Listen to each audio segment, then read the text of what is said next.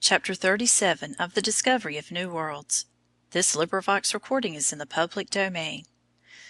Discovery of New Worlds by M.B. SYNGE. Chapter 37 Discovery of the New World. Lord of the lordly sea, Earth's mightiest captain he. Watson.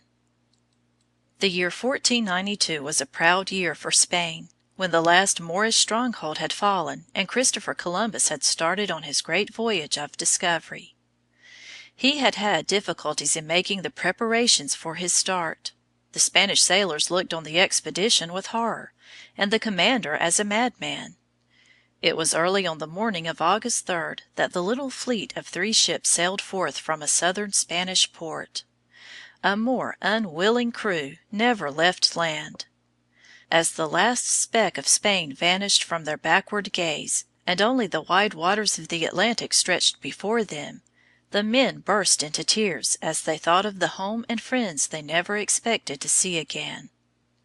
10 days' sail brought them to the Canary Islands, and now instead of turning south, as the Portuguese sailors were doing, Columbus steered to the west, a direction in which no man had steered before. As day after day, week after week passed by, bringing no sight of land, but only a wide expanse of waters, the crew grew more and more discontented. They complained and murmured against their admiral until they nearly broke into open mutiny. "We are in the seas where never yet man ventured before," they said among themselves. "Are we to sail till we perish?" Surely it would be wiser to throw the admiral into the unknown sea and turn the ships for home. And Columbus? He knew all this, but he set his face resolutely forward. He never wavered from his course. His faith in his great plan never left him. He tried to stir his men to interest themselves in the strange land to which he was guiding them, and offered a large reward to the man who should first see land. So they sailed on, till at last it became evident that land was not very far off. Birds came singing about the ships, weeds were seen floating in the water, and a branch of thorn with red berries was borne past them. All became eager enough now.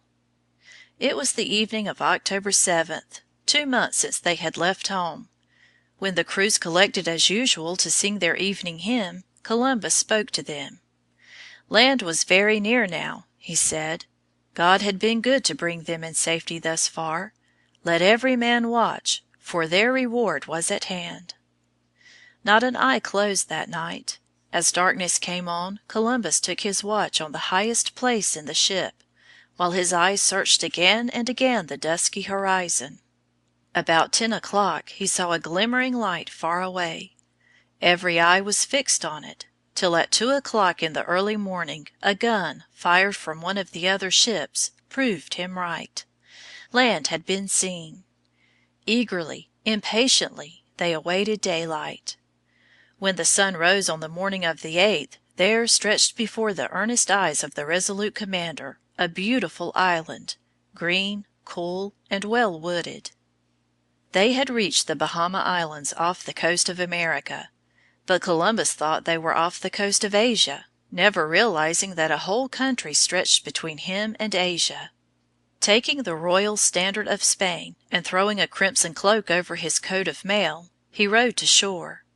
As he stepped on the newly found land, he threw himself on to his knees, kissed the strange new earth, and praised God with tears of joy.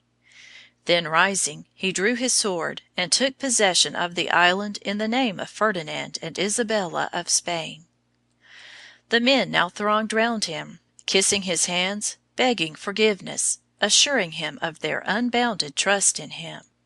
And Columbus? He had accomplished the work of his life. The thoughts and plans and dreams of a lifetime had been crowned with success. He had discovered a new world of vast importance. This much he knew, and no more.